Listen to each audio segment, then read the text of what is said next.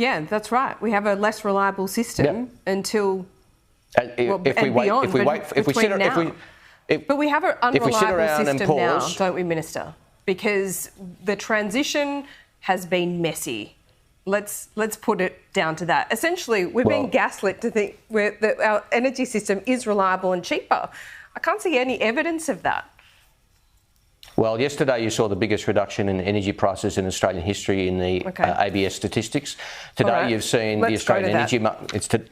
And today you've seen the Australian Energy Market Commission put out its report showing that renewable energy will reduce energy prices over the next 10 years by 13%, and making the point we have to keep going on that journey. Okay. We can talk about energy prices and those two reports if you like. Yeah, let's talk about those reports, because you promised that retail electricity bills, and let's talk retail because that's what people care about, would fall by $275 by now, essentially. By the end of this year, beginning of next year, they've gone up. So when will those prices actually come down? If you say they've fallen 5%, we're talking about a rise of 21% since you made that promise. So we're still 16% worse off. That's a long way from a $275 reduction on our bills, wouldn't you agree? I said 35%, Laura, not 5%. 35% was the figures that the ABS put out yesterday. Okay, so the biggest fall in energy prices in Australian history. Yeah, but is that retail? Yeah, that's the prices that Australians pay. That's the impact of government policies, rebates, state and federal, as well as getting on with the job. But we've got to remove rebates from that, because that's not what you promised when you were promising the $275. Taxpayers are still paying for that. No, but Australians have received the rebates, Laura. I mean, they do exist. If you remove the rebate, Australians are receiving them. If you remove that rebate, how much are electricity prices really coming down by? Well, going forward, what you're seeing is the impact, and that's where the Australian Energy Market Commission's report comes in. If you've had a chance to have a look at that, it shows very clearly the impact of our policies, of the renewables that we will bring into the system. They confirm renewables are the cheapest form of energy available to Australians, indeed to anyone, really, but particularly Australians at the moment with our very strong renewable resources, which are the envy of the world. We would be mad. We would be mad. It would be a disaster for emissions, for reliability and for prices to pause that renewable investment and wait for nuclear to come on in the late 2030s or 2040s. Well, let's stick on your plan for a moment, because I know your feelings about nuclear, but to say that wind and solar is the cheapest form of energy, coal is also doesn't have a price tag until you start digging it out of the ground. So it really goes to the cost of distribution and transmission. Can you really say that about renewable energy when you're spending billions and billions of dollars on transmission lines? Well, I'm not sure. I don't really follow your point about coal, because yes, of course, there's costs of digging it up and then transferring it to the power station and burning it and distributing it. And there's costs of turning wind and solar into actual usable power as well. There's capital costs, of course. Their ongoing costs are very, very low. But I think if I can try and interpret your question, distribution and network costs exist regardless of how you generate the energy. I mean, you've got to get energy around the country. Look at Ontario, which is the opposition's poster child. They're spending between $20 and $60 billion Canadian on transmission, even though they are planning to build nuclear. I mean, you need to move energy around your country or your province or your jurisdiction, regardless of how you generate it. Same with distribution, which is the telegraph, the poles and wires, if you like. Unless they're going to do nuclear to the node, you've got to invest in distribution, regardless of whether the generation is from renewables or nuclear or coal or gas. And the Ontario example is a good one, but there's also a few others. So the lead of Germany, for example, it has the second highest power prices in the world. They've gone pretty hard on renewables. The United Kingdom, which is about the highest electricity price in the world at the moment. California has a retail electricity price almost twice the average of other US states. So, I mean, we do have very different circumstances here, but it goes back to that cost. The lived experience right around the world is the cost. And we're the only country, I mean, China is building nuclear at record prices. They're still burning, 60% coal, and they're aiming to have about 150 nuclear power plants in the next couple of decades? Well, if you want to talk about China, I mean, China's nuclear investment is a tiny, tiny fraction of their renewable investment. Okay. I mean, I've just come from meetings with the Chinese government. They are investing more in renewable energy than the rest of the world combined.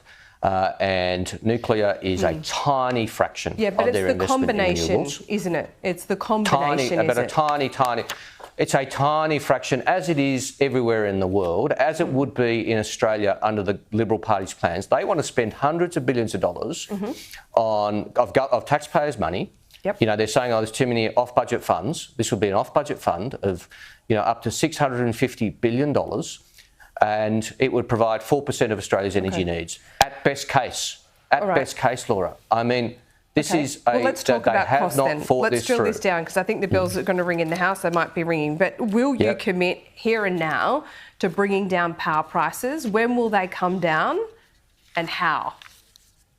Well, as I said, we're not walking away from our commitments and plans to bring in more renewable energy, which is the cheapest form of energy. You're seeing that play out, whether it be the ABS figures or the Australian Energy Market Commission figures, which are showing. With respect, I don't think any household cares about those reports. And I haven't read them, but it's the retail price. You promised that $275 would come off people's power bills by the end of this year. That hasn't happened. So let's start from this point now, from where the power prices are at the moment, which is about $1,979, the average household bill. How much is that going to come down by under your plan, and when? Well, Laura, we are not walking away from our plans to introduce more renewable energy into the system. We released modelling from opposition which showed the impact of getting more renewables in by 2025. We're keeping going with those policies. You say you don't care about those reports. I do, because they show the impact of government policies. They actually do show that Australians are benefiting from our policies. That is real, and Australians are, despite what you say, of course, energy prices have been going up around the world, and we have always recognised people are doing it tough and under pressure. That's why we have acted 2 rounds of energy bill relief. That's why we capped coal and gas prices, as opposed by the Liberal Party, who said they should continue to go up. So we are taking those policies, and we're keeping going with the policy which increases reliability, increases our chances of reducing prices, and reduces emissions. So you're telling me that people have to pay more to have a reliable system in the short term, and you're saying you're keeping on with your plans? That, Laura? Well, I'm trying to interpret what you're saying, because I'm just trying to get, you know, you're walking away from this commitment to bring power prices down. It was $275 in 2021 by now. How many times... Laura, how many times have I said we're not walking away from our commitments in this interview? No, I know, but I was talking specifically about price. Yeah. So can we talk specifically about price? And we're not walking away from our commitments. We've been talking about price specifically for the last 5 minutes. So what is the commitment? Well, you've outlined.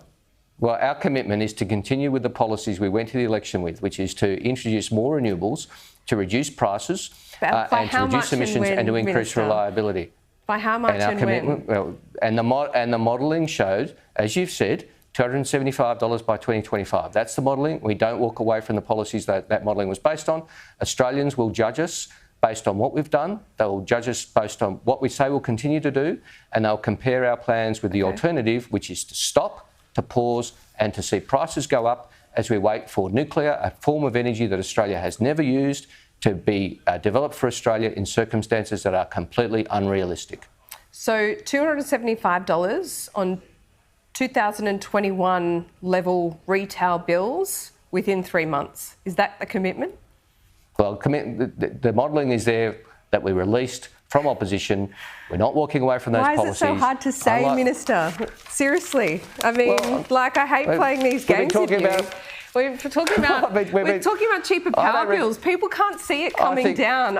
We're about to go into an election. I think we're having a good chat. We always do. We always do, Chris, and I really appreciate it. But this is forefront of people's minds in a cost of living crisis going into an election. You promised $275 off their bills by now in 2021. That hasn't happened, and we can read all the reports, but the only report people are reading is when their bills go in their letterbox, right? And when they get those energy bills, they're seeing a $75 a quarter rebate from the Albanese government. In some states, they're seeing state rebates. It's artificial, and they're still paying for it. It's their taxes.